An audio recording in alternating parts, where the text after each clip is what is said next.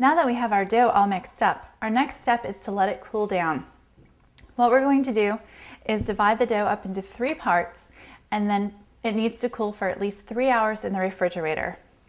If you're running low on time or you're in a big hurry, then you can, instead of putting the dough in the refrigerator for 3 hours, you can also put it in the freezer for 1 hour instead. It takes about 1/3 as much time if you put dough in the freezer than if you put it in the refrigerator.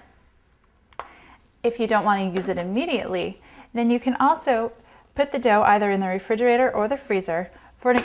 more extended period of time. The refrigerator only for a couple of days, but if you want to save the dough for a while, perhaps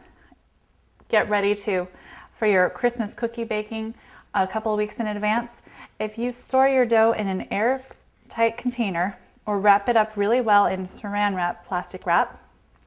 you can leave it up in the freezer for up to a month before you really need to use it again. So that's a great alternative for somebody who's really busy.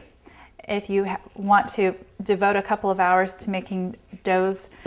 one night here and one night there, and then you want to bake them closer to when you need them,